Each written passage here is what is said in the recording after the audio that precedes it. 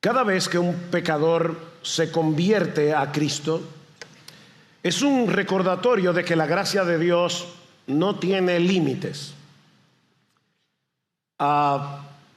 Acabamos de cantar, su gracia es mayor. Cada vez que un pecador se convierte, es un recordatorio de que la gracia de Dios es mayor que nuestros pecados, es mayor que nuestras iniquidades, es mayor que nuestras violaciones a la ley de Dios. Su gracia es mayor. Pero hay algunas historias de conversión en las que ese poder ilimitado de la gracia se hace aún más evidente. Y ese es el caso de la conversión de Saulo de Tarso. Es el episodio que vamos a considerar en la mañana de hoy en nuestra serie expositiva en el libro de los Hechos. Hasta este punto en la narrativa de Lucas, Saulo había sido el enemigo número uno del evangelio, del cristianismo. Este hombre no solo rechazaba el evangelio con cada fibra de su ser, sino que se había convertido en un perseguidor implacable de los discípulos de Jesús. Él estaba convencido de que persiguiendo a los discípulos de Cristo, él estaba defendiendo la pureza de la fe verdadera. Pero todo cambió en Hechos 9. Y de paso vayan abriendo sus Biblias en Hechos 9. Yendo hacia Damasco para extender hacia allí su programa de exterminio, Saulo tuvo un encuentro con el Cristo resucitado y fue transformado. Su conversión posee tal relevancia, de hecho, en la biografía que César Vidal escribió acerca de la vida de Saulo, él dice que la conversión de Saulo es probablemente uno de los episodios más importantes de la historia universal. O sea, el impacto de la vida de Pablo después de convertido, las 13 cartas que escribió en el Nuevo Testamento, su impacto ha sido monumental. Así que no es exagerado decir que la conversión de Saulo es uno de los episodios más importantes de la historia universal, no solamente de la historia de la iglesia. Así que su conversión posee tal relevancia que Lucas la menciona 3 veces en el libro de los Hechos. 3 veces. Hechos 9, Hechos 21, 22, Hechos 22, Hechos 26. No solo porque sea una historia fascinante, sino porque su conversión es una sorprendente demostración del poder transformador de Dios. En ese sentido podemos decir, y tal vez este es el centro de mi mensaje en esta mañana, en ese sentido podemos decir que Dios salvó a Saulo no solo por amor a él, sino por amor a ti y a mí.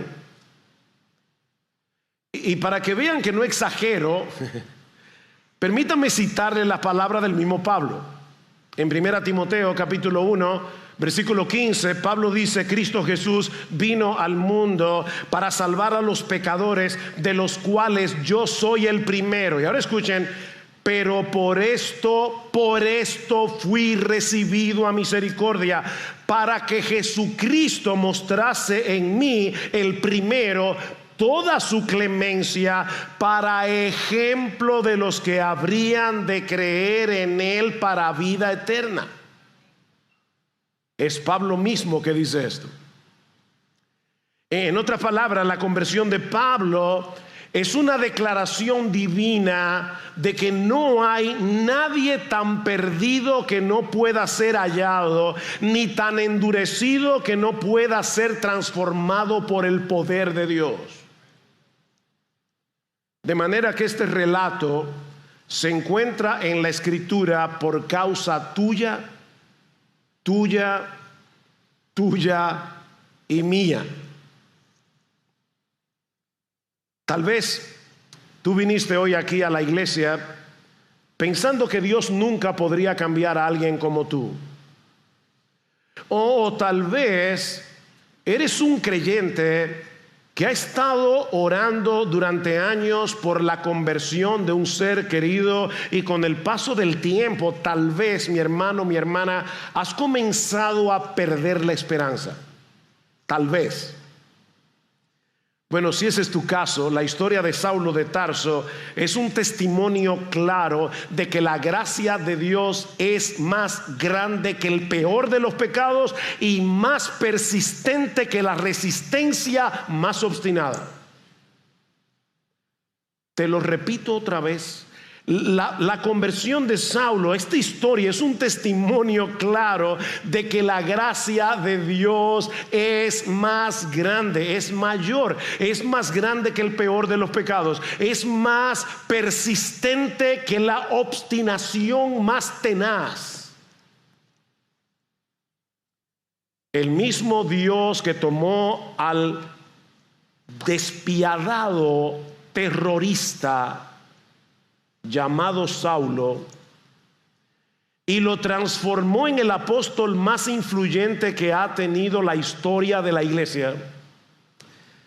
Bueno, ese mismo Dios hoy, aquí, esta mañana, puede obrar un cambio radical en cualquier vida, incluyendo la de cualquiera de nosotros. Podemos dividir esta historia, Hechos 9, 1 al 30, en 4 secciones. En la primera vemos el celo que consumía a Saulo por exterminar la fe cristiana. Vean Hechos capítulo 9, versículo 1. Saulo, respirando todavía amenazas y muerte contra los discípulos del Señor, fue al sumo sacerdote y le pidió cartas para la sinagoga de Damasco, para que si encontraba algunos que pertenecieran al camino, tanto hombres como mujeres, escuchen, tanto hombres como mujeres, los pudiera llevar atados a Jerusalén. Miren, para poder entender el odio obsesivo de Saulo contra el cristianismo, es necesario conocer un poquito de su trasfondo. Saulo nació en Tarso, obviamente, Saulo de Tarso, una ciudad cosmopolita, centro del pensamiento greco-romano, lo que le permitió crecer en una sociedad profundamente influenciada por la cultura y el pensamiento griego, sin embargo, sin perder su identidad judía. Y esa combinación indudablemente le permitiría llegar a ser el misionero que fue. Saulo podía moverse fácilmente entre los dos mundos, en el mundo judío y en el mundo griego. Más adelante, en Filipenses capítulo 3, versículo 5, Pablo diría que él era hebreo de hebreos. ¿Y por qué ese énfasis, hebreo de hebreos? Bueno, lo que él está diciendo es que él no era un simple judío de nacimiento, sino que él vivía y respiraba el judaísmo con absoluta pureza. En el tiempo de Pablo habían judíos que se habían dejado influenciar por la cultura griega, por la cultura helenista, y lo que Pablo está diciendo es: yo nunca permití que la cultura exterior me moldeara. Yo era hebreo de hebreos. Fue circuncidado al 8º día conforme a la ley de Moisés, y en ese momento recibió 2 nombres: Saulo, en honor al primer rey de Israel. Saulo es el nombre helenizado de Saúl. Y recuerden que tanto Saúl como Pablo o Saulo eran de la tribu de Benjamín. Así que en honor a Saúl le llamaron Saulo. Pero también le llamaron Pablo, un nombre más apropiado para la interacción con el mundo greco-romano. Si ustedes se dan cuenta, en el libro de los Hechos, hasta aquí el nombre que predomina es el de Saulo. Luego el nombre que va a predominar es el nombre de Pablo. Desde niño aprendió a leer las escrituras en hebreo. a la vez que memorizaba grandes porciones del Antiguo Testamento. Y luego vamos a ver por qué esto es importante. Entre los 13 y los 16 años fue enviado a Jerusalén para estudiar bajo la dirección de Gamaliel. Gamaliel era uno de los rabinos más respetados de la época. De hecho, Gamaliel solo recibía para darle instrucción a los estudiantes más brillantes. Y Saulo era uno de ellos. Allí no solo absorbió más profundamente la tradición farisaica, sino que, como leímos en Gálatas, él se convirtió en uno de los más celosos defensores de su fe. Como todo buen fariseo, Pablo creía que había una sola forma de estar en paz con Dios, a través de una obediencia estricta a la ley de Moisés y un apego inquebrantable a las tradiciones fariseas. Para Pablo, la religión no era un accesorio. Hay algunas personas que parece que la religión es un adorno de fin de semana. No. Para Pablo, la religión no era un accesorio que combinaba con el resto de su vida. No era un simple aspecto de su identidad. Era su identidad. Era el eje, alrededor giraba toda su existencia, su esperanza, su seguridad, su propósito de vida. Todo estaba arraigado en su estricta obediencia a la ley y en su lealtad inquebrantable a la tradición farisea. Para él no había otro camino, no había otra verdad, no había otra manera de ser aceptado por Dios. Ok, mis hermanos, ahora que conocemos un poquito de Saulo, imaginemos lo que significó para este hombre escuchar a los cristianos predicando que para estar bien con Dios no era necesario guardar la ley, no era necesario obedecer los mandamientos, sino creer en un carpintero de Nazaret, nada más y nada menos, un carpintero de Nazaret llamado Jesús, que fue crucificado en un madero. En Deuteronomio capítulo 21 versículo 23 dice que todo aquel que es colgado en un madero es un maldito de Dios. O sea, para Pablo, que conocía muy bien su Torá, decía, ¿cómo puede ser posible que esta gente se atreva a decir que un hombre colgado en una cruz, una persona maldita de Dios según la ley, sea el Mesías prometido por los profetas, el enviado de Dios? Eso es una blasfemia. Para colmo, esta secta herética, blasfema, peligrosa, estaba creciendo rápidamente. Ya lo hemos visto en el libro de los Hechos. Lucas nos dice, se convirtieron 3,000, se convirtieron 5,000, la iglesia crecía, muchos sacerdotes están obedeciendo a la fe. De manera que la única forma de detener esta plaga, la única forma de detener a este grupo de blasfemos no era refutándolos, no era argumentando con ellos, había que exterminarlos. ¿Entienden ahora, Pablo? Lucas nos dice en Hechos capítulo 8 versículo 3, eso lo vimos el domingo pasado, que Saulo asolaba a la iglesia, y decíamos que esa palabra asolaba, lo que significa, lo que evoca, es la imagen de una bestia salvaje despedazando a una presa. Saulo perseguía a los cristianos con saña, con odio, con furia, con violencia. Pablo se metía en sus casas, arrastraba a hombres y mujeres por igual y los entregaba a las autoridades para que fueran encarcelados o incluso ejecutados, como ocurrió con Esteban. Pero en vez de frenar el evangelio, su persecución provocó que muchos salieran huyendo de Jerusalén, llevando el evangelio más allá de las fronteras de Jerusalén, lo que enfureció todavía más a Pablo.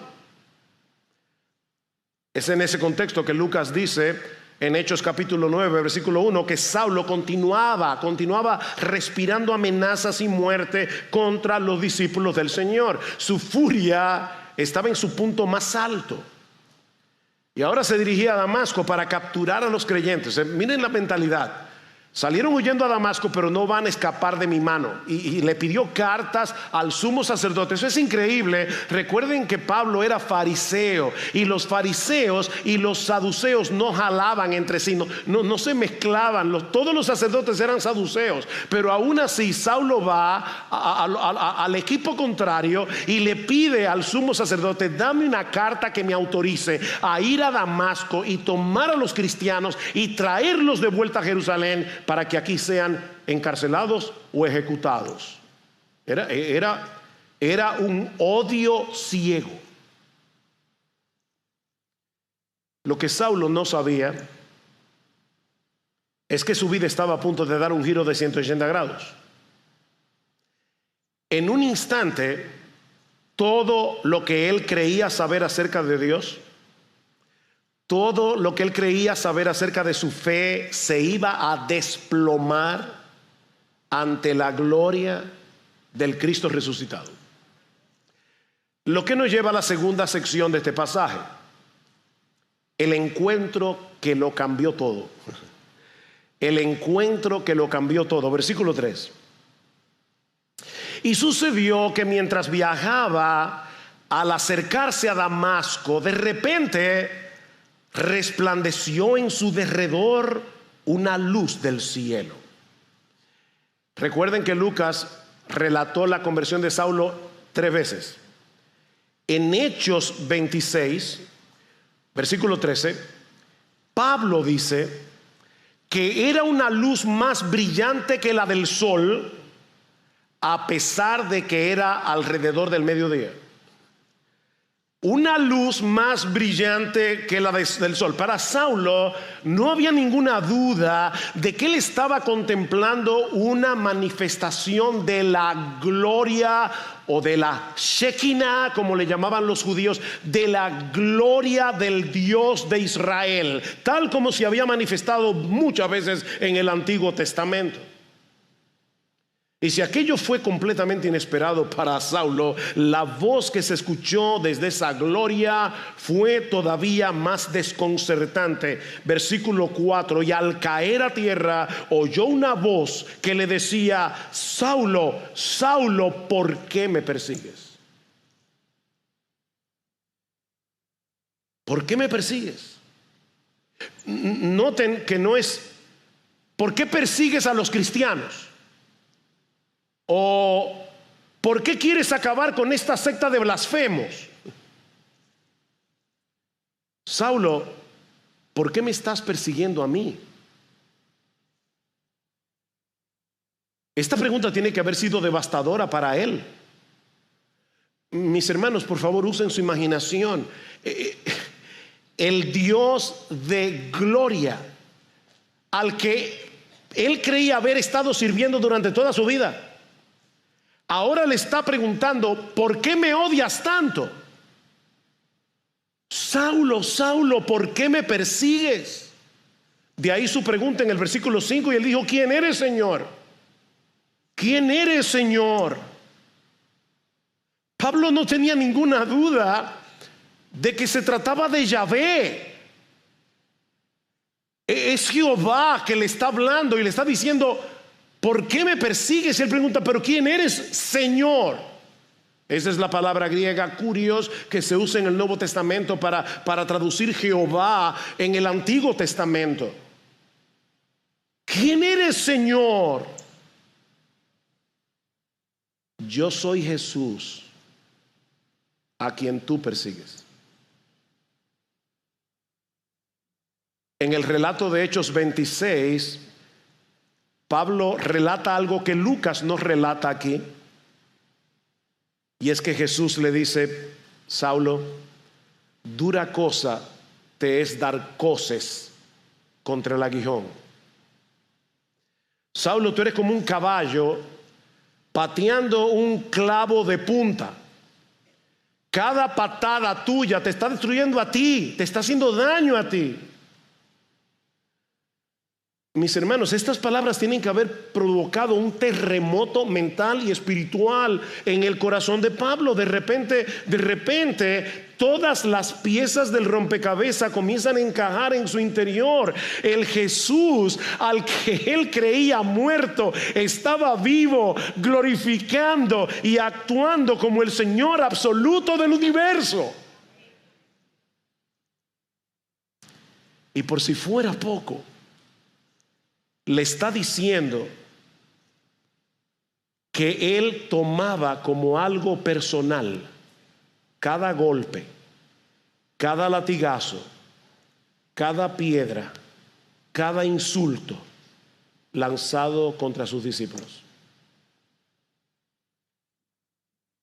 Cada vez que Saulo había arrastrado a un cristiano a la cárcel, era como haber encarcelado al mismo Cristo. Cada vez que había ordenado que golpearan a un creyente, era como golpear las espaldas de Jesús. Cada vez que él había arremetido con furia contra los discípulos del Señor, era como levantar su puño de odio contra el mismo Jehová de los ejércitos.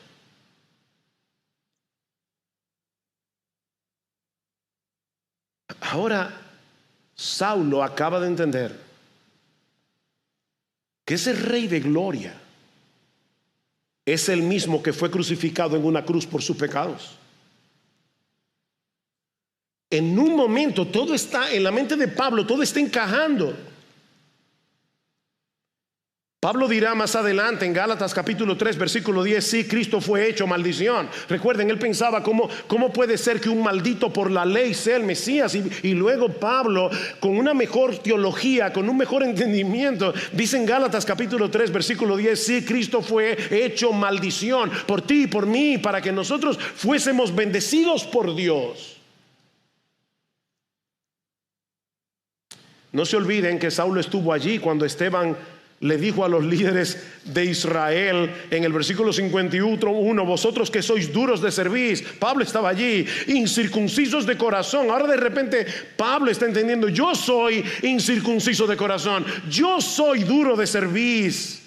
Y de oídos resistís siempre al Espíritu Santo, como hicieron vuestros padres, así también hacéis vosotros. ¿A cuál de los profetas no persiguieron vuestros padres? Ellos mataron a los que antes habían anunciado la venida del justo, del cual ahora vosotros os hicisteis traidores y asesinos.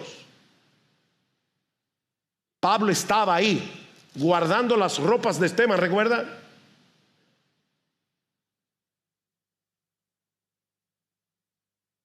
¿Cómo puede ser posible? Nosotros matamos al Mesías, pero ahora está vivo en la gloria del cielo, a la diestra del Padre. Versículo 6. Lo más glorioso de esto es que este es un llamado de gracia. Jesús no descendió del cielo a aplastar a Pablo, sino a salvarlo. Versículo 6: levántate, entra en la ciudad y se te dirá lo que debes hacer. Porque en otro de los relatos sabemos que Pablo le había preguntado: ¿y ahora qué tú quieres que yo haga, Señor? Bueno, levántate y ve a la ciudad, allí se te dirá lo que debes hacer. Los hombres que iban con él se detuvieron atónitos, oyendo la voz, pero sin ver a nadie. Saulo se levantó del suelo, porque fue un encuentro específicamente con Saulo. Y aunque sus ojos estaban abiertos, no veía nada. Y llevándolo por la mano, lo trajeron a Damasco, y estuvo 3 días sin ver, y no comió ni bebió. ¿Ustedes imaginan todo lo que estaba pasando por la mente de Pablo en ese momento? 3 días completamente ciego. Pablo probablemente estaba ahora reinterpretando todo lo que él había leído en las escrituras a lo largo de toda su vida. Ahora estaba entendiendo que los sacrificios apuntaban a Jesús, que el templo apuntaba hacia Jesús, que el arca de Noé era Jesús. Pablo está entendiéndolo todo ahora. Él ve a Jesús por todas partes. Es Jesús, Jesús. Ahora lo entiendo. Recuerden, este hombre había aprendido la escritura desde niño, conocía pasajes enteros de memoria, pero ahora todo lo está reinterpretando a través de la luz de Jesús. O sea, que aunque Pablo estaba ciego, en ese momento estaba viendo más que nunca. Así que lo que comenzó como un viaje para sofocar el evangelio terminó siendo el momento en que Saulo fue completamente rendido por la gracia de Dios. Jesús es el Señor y nada ni nadie puede detener su obra. En un segundo, hay algunas personas que dicen, lo que pasa es que Pablo tenía un problema psicológico, una culpa que lo estaba consumiendo por perseguir a los cristianos. Mira, olvídense de eso. El mismo Pablo dice, cuando yo perseguía a los cristianos, yo creía que yo estaba haciéndole un servicio a Dios. Yo nunca tuve ningún complejo de culpa. Pablo se convirtió de repente porque vio camino a Damasco al Cristo resucitado. Fue un encuentro con la gloria de Jesús, nada más y nada menos. Jesús es el Señor. Y en un segundo puede tomar a un terrorista y convertirlo en un apasionado evangelista. Ahora el control de su vida está en la mano del Señor. Levántate, entra en Damasco y allí se te dirá lo que debes hacer. El Rey de Gloria lo está llamando y va a encomendarle algo a Saulo. Él todavía no sabe qué, porque primero uno tiene que ser humillado antes de ser comisionado. Mientras él se encontraba postrado en el suelo, completamente cegado por la gloria del Cristo resucitado, el Señor ya estaba preparando a uno de sus siervos en Damasco para que recibiera a Pablo. Lo que nos lleva a la tercera sección de este pasaje. El perseguidor que ha sido humillado ahora debe ser discipulado. El perseguidor que ha sido humillado ahora debe ser discipulado. Versículo 10. Había en Damasco cierto discípulo llamado Ananías. Y el Señor le dijo en una visión, Ananías, y él dijo, heme aquí, Señor. Y el Señor le dijo, levántate y ve a la calle que se llama Derecha y pregunta en la casa de Judas por un hombre de Tarso llamado Saulo, porque he aquí está orando y ha visto en una visión a un hombre llamado Ananías que entra y pone las manos sobre él para que recobre la vista. Yo imagino a todos los cristianos de Damasco orando para que Dios los librara de la furia de Saulo. Y ahora de repente Dios le está diciendo a uno de esos discípulos que vaya precisamente al encuentro del perseguidor. Era como, Señor, esto es una misión suicida. Versículo 13. Pero Ananías respondió, Señor, he oído de muchos acerca de este hombre, cuánto mal ha hecho a tus santos en Jerusalén, y he aquí tiene autoridad, ellos lo sabían, tiene autoridad de los principales sacerdotes para prender a todos los que invocan tu nombre. Saulo es el terror de los cristianos, es el hombre que ha causado estragos en la iglesia. ¿Por qué, Señor, me estás pidiendo que vaya al encuentro del enemigo más peligroso del evangelio? Versículo 15. Pero el Señor le dijo, ve, porque Él me es un instrumento escogido para llevar mi nombre en la presencia de los gentiles, de los reyes y de los hijos de Israel, porque yo le mostraré cuánto debe padecer por mi nombre. Miren, si hay algo claro en todo este pasaje, es la absoluta soberanía de Jesús en la conversión y el llamado de Saulo.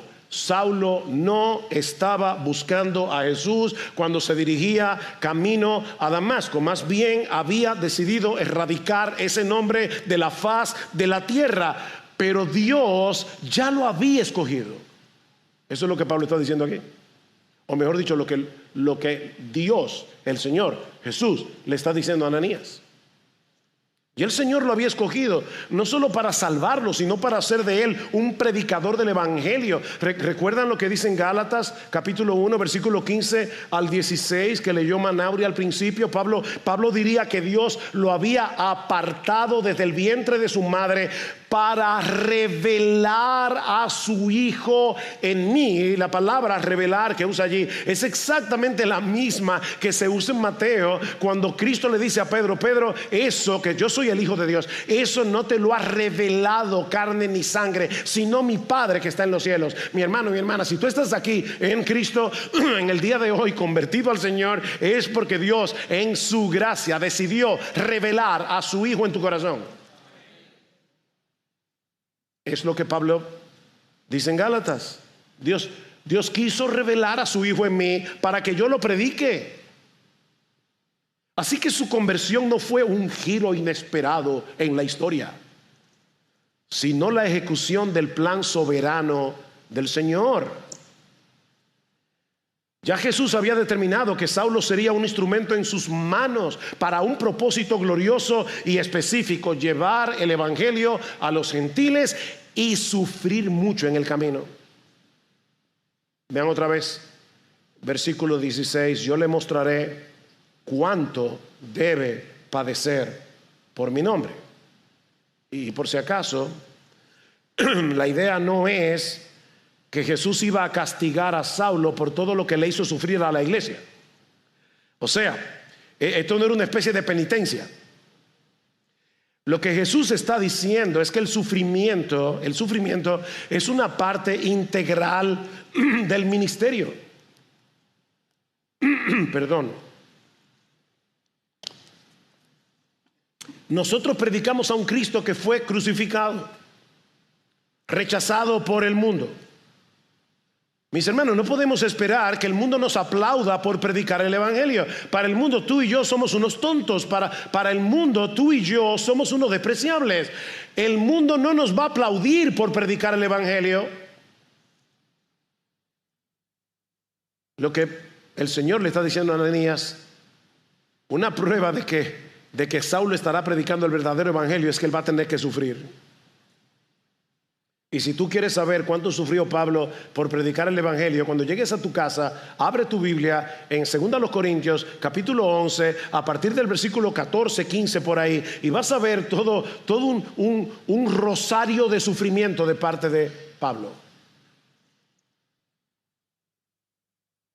Ahora, ¿qué pasó con Ananías? Que obedeció y fue a encontrarse con Saulo. Hermanos, otra vez, pónganse en el lugar de Ananías. Eso es como pedirle a un judío en la Segunda Guerra Mundial que vaya a encontrarse con Goebbels o con Hitler mismo. Ve, ¿por qué instrumento escogido me es este? ¿What?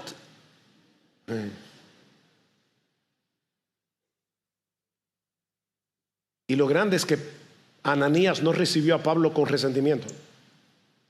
Lo recibió con gracia. Vean el versículo 17. Ananías fue y entró en la casa, y después de poner las manos sobre él, dijo: hermano Saulo, el Señor Jesús, que se te apareció en el camino por donde venías. Ananías no tenía dudas. El Señor Jesús, que se te apareció en el camino por donde venías, me ha enviado para que recobres la vista y seas lleno del Espíritu Santo. Al instante cayeron de sus ojos como unas escamas, recobró la vista, se levantó, fue bautizado, tomó alimentos y cobró fuerzas. Hermano Saulo. ¿Se imaginan eso ustedes? Es como en la Inquisición. Había un inquisidor español llamado Munebrãga.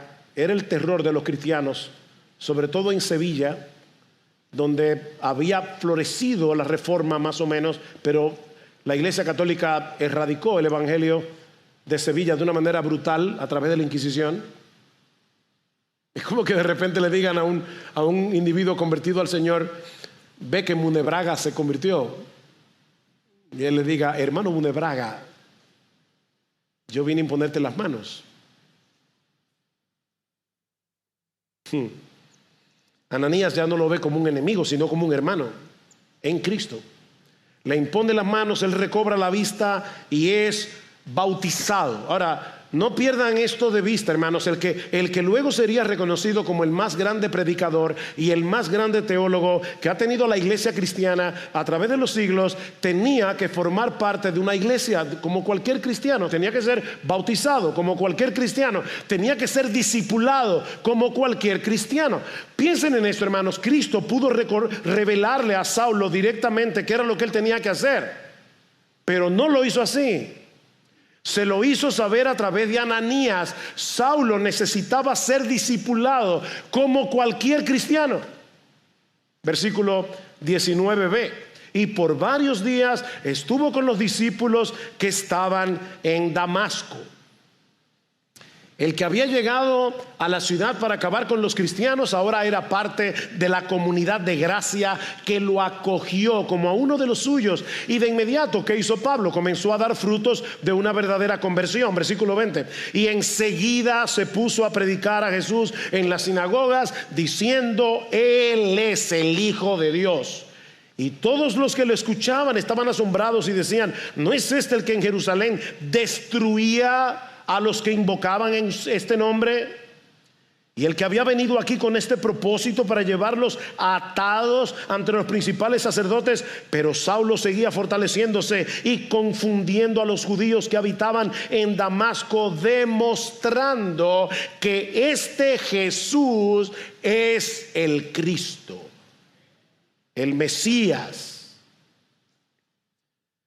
Recuerden que Saulo había memorizado grandes porciones de las Escrituras desde que era un niño, y ahora que sus ojos han sido abiertos para entender mejor todos esos textos del Antiguo Testamento que demuestran sin lugar a dudas que Jesús es el Mesías prometido, nadie podía callar a Pablo. De paso, noten que a pesar de su experiencia extraordinaria en su camino a Damasco, Saulo no hablaba de sí mismo. ¿Se dieron cuenta? Él predicaba a Cristo. ¿Cuántas cosas pudo haber dicho Pablo de sí mismo? Mis hermanos, de eso se trata la verdadera predicación, de mostrar cómo Cristo es revelado en las Escrituras como el Dios encarnado que vino a salvarnos de nuestros pecados. Eso es predicar. Pero no pasó mucho tiempo antes de que esta historia diera otro giro inesperado. Ahora el cazador se convierte en presa. Lo que nos lleva a la cuarta y última sección del pasaje: el predicador que es perseguido por su fe. Versículo 23. Después de muchos días, los judíos tramaron deshacerse de él, pero su conjura llegó al conocimiento de Saulo, y aún vigilaban las puertas día y noche. O sea, el mismo celo que tenía Saulo antes, ahora lo tienen sus antiguos correligionarios, pero contra él. Vigilaban las puertas día y noche con el propósito de matarlo. Pero sus discípulos, esto es casi de risa, lo tomaron de noche y lo sacaron por una abertura en la muralla, bajándolo en una canasta. ¿Ustedes se imaginan a Pablo encaramado en una canasta?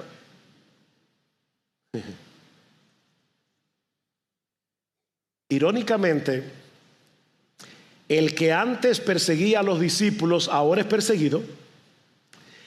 Y aquellos que antes temían por su vida, ahora arriesgan la suya para salvar al antiguo perseguidor.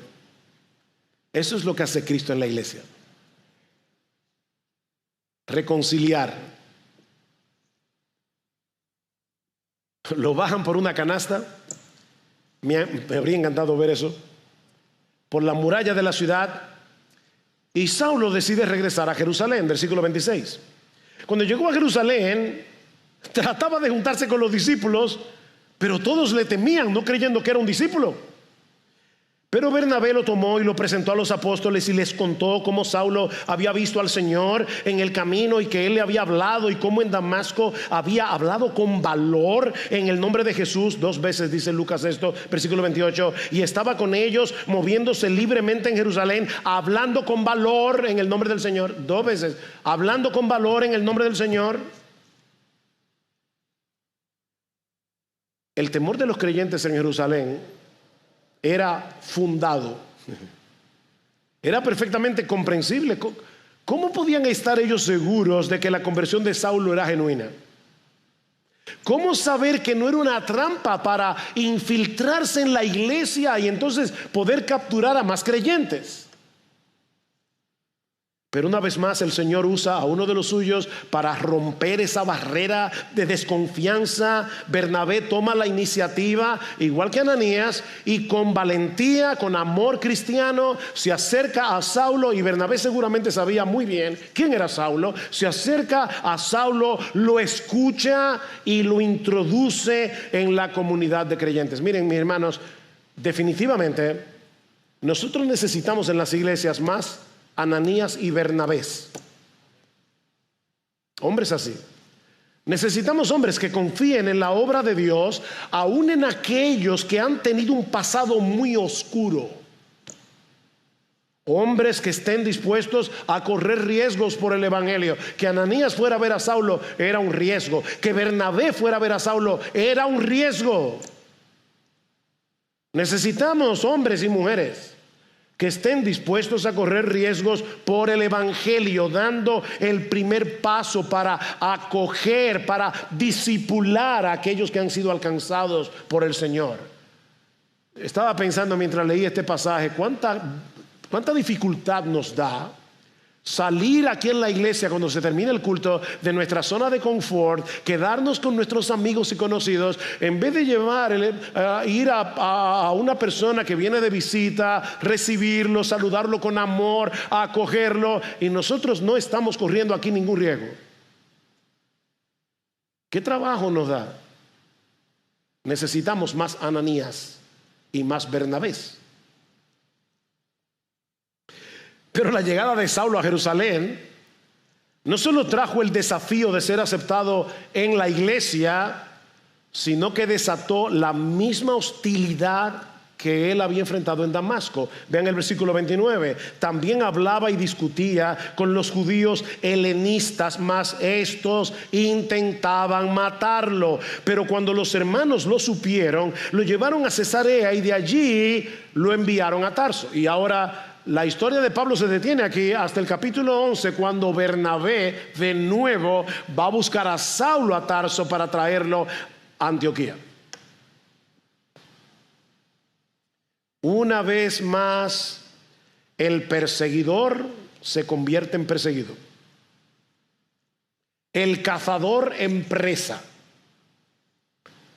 Tal como Jesús lo había predicho, el ministerio de Saulo no estaría marcado por los aplausos, sino por oposición y sufrimiento. Mis hermanos, servir a un Cristo vivo en un mundo muerto tiene un costo.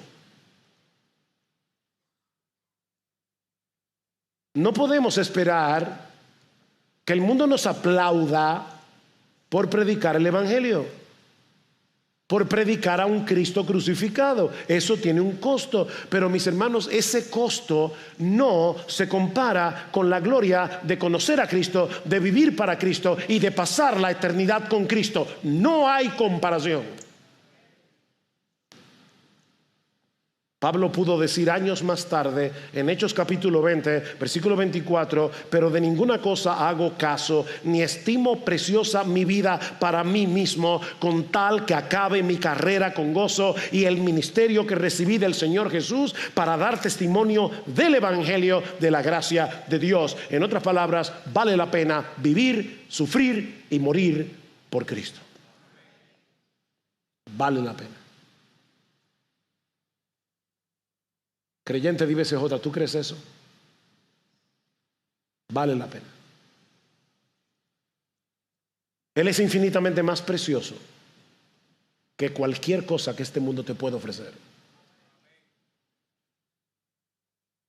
Eso fue lo que Pablo entendió y por eso vivió como vivió. Lean las cartas de Pablo. No pasan 2 o 3 versículos sin que él mencione a Jesús. Jesús. Para mí el vivir es Cristo. Y el morir ganancia, porque me va a llevar a estar con Cristo. Lo cual es muchísimo mejor. Mis hermanos, ¿qué lecciones podemos aprender de esta historia? Porque recuerden que la conversión de Saulo, te lo recuerdo una vez más, fue diseñada por Dios para beneficio tuyo, para beneficio mío. Y de todos los que están aquí. ¿Qué dice Pablo en Timoteo? Por esto fui recibido a misericordia, para que Jesucristo mostrase en mí, el primero, toda su clemencia, para ejemplo de los que habrían de creer en él para vida eterna. Su conversión nos recuerda que Dios puede tomar al peor de los enemigos del evangelio y convertirlo en un instante por el poder de la gracia. No hay pecador tan perdido que esté fuera del alcance de la gracia de Dios. Como te decía al principio, tal vez tienes familiares, amigos, compañeros de trabajo, personas por las que has orado durante años sin ningún cambio. Tal vez tú viniste hoy en la mañana y ya tú comenzaste a perder las esperanzas. Pero mi hermano, mi hermana, la historia de Saulo nos recuerda que Dios sigue haciendo lo imposible. Él sigue derribando corazones endurecidos. Él sigue abriendo ojos ciegos. Él sigue transformando perseguidores en predicadores. Dios no está muerto, ni Jesucristo tampoco.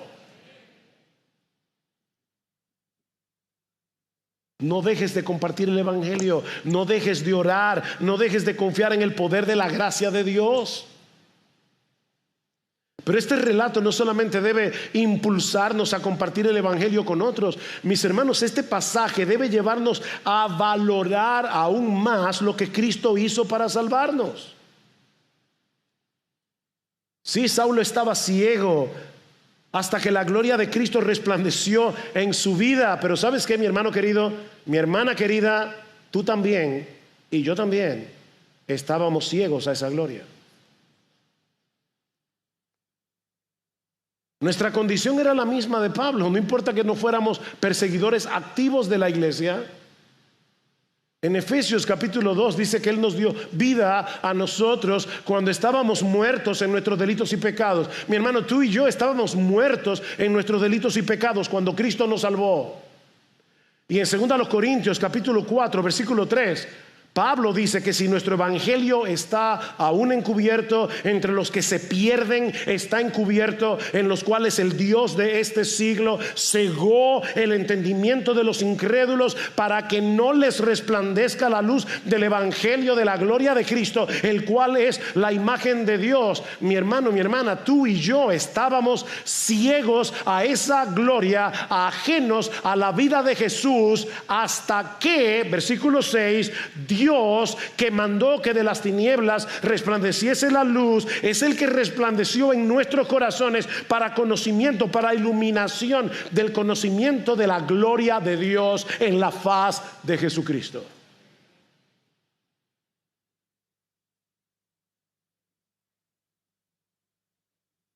¿Tú te das cuenta de lo que significa nuestra salvación? No fuimos nosotros los que por nuestro ingenio o por nuestra voluntad abrimos nuestros propios ojos. Fue Dios el que en su misericordia despejó nuestra oscuridad con la luz de la gloria de su Hijo y nos atrajo hacia Él. En otras palabras, mi hermano, tú y yo fuimos rescatados de las tinieblas. ¿Sabes para qué? Para contemplar la belleza de Cristo.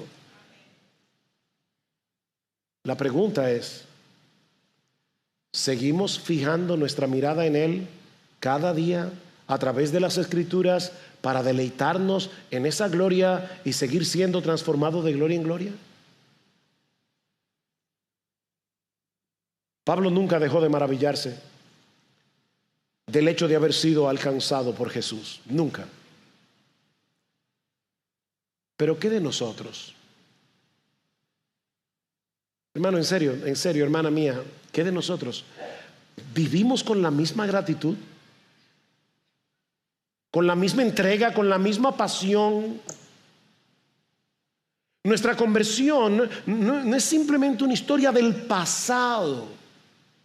Es una realidad presente que debe seguir moldeando nuestras vidas.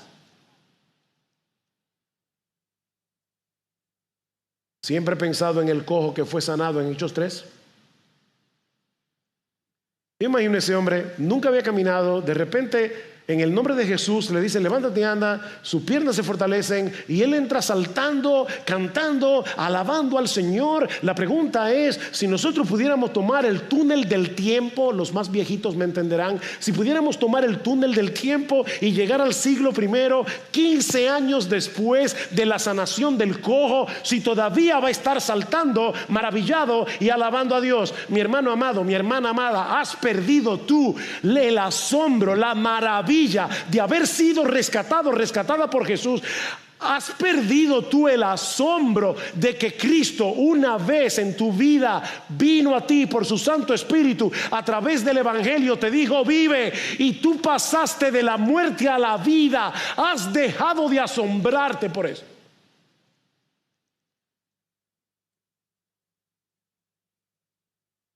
Esta historia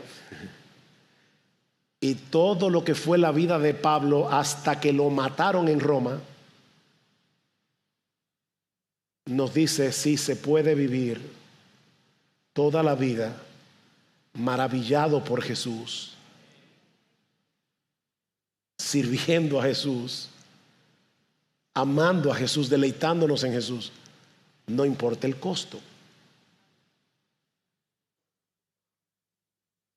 Ahora, si tú estás aquí sin Cristo en esta mañana, este relato te confronta, escúchame mi amigo, este relato te confronta con la realidad monumental de la gloria del Cristo resucitado, ante el cual nadie puede permanecer indiferente. Cristo dijo, el que no es conmigo está en mi contra. No hay punto medio.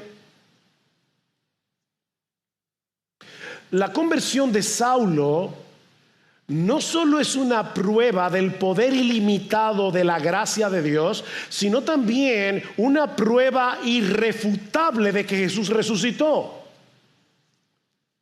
Piénsalo por un momento.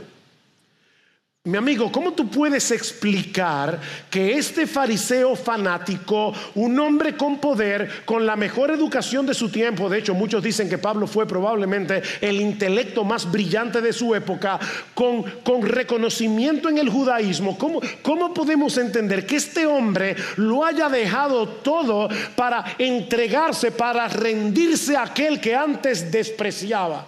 ¿Cómo tú explicas eso? No fue una crisis emocional, no fue una crisis existencial, fue un encuentro real con el Cristo resucitado. Citando a una lista de testigos oculares de la resurrección de Jesús, Pablo dice en 1 Corintios 15:8 que al último de todos, como a un abortivo se me apareció a mí. Mira mi amigo, el mismo Jesús que Saulo vio en el camino a Damasco es el que te está siendo presentado hoy en el Evangelio. El mismo Jesús. Tú no necesitas tener una experiencia tan dramática como la suya para venir a Cristo. Solo necesitas escuchar el Evangelio, arrepentirte y creer. Tal vez has venido muchas veces a la iglesia, tal vez has escuchado el mensaje del evangelio una y otra vez, pero sigues ajeno a la verdad más gloriosa del universo, que Cristo está vivo, que Él es el Señor del cielo y de la tierra, que Él murió por pecadores como tú y que solo en Él hay salvación. No hay una realidad más gloriosa en todo el planeta. Mira, mi amigo, tú puedes seguir resistiendo y luchando contra la verdad. Tú puedes seguir dando patadas contra el aguijón. Pero ¿sabes qué? El día llegará cuando, al igual que Saulo, tú tendrás que postrarte ante Jesús y reconocerle como Señor. La pregunta es si lo harás ahora en arrepentimiento para salvación o en el día del juicio, cuando ya no habrá más oportunidad para ti. Tú vas a reconocer que Jesús es el Señor. Tú te vas a postrar ante Él. La pregunta, mi amigo, es: ¿lo harás ahora en arrepentimiento? ¿O lo harás en el día del juicio? Mi amigo, allí donde tú estás, por favor, yo te ruego, desde el fondo de mi corazón, pídele a Cristo que te ayude a ver lo que Saulo vio. Pídeselo. Pídeselo. Que Jesús es el Señor. Que su gracia es más grande que tu pecado. Que solo en Él hay vida eterna. Pídele que tenga misericordia de ti. Pídele que te perdone. Y misericordia y perdón te serán dados aquí y ahora por medio de la fe.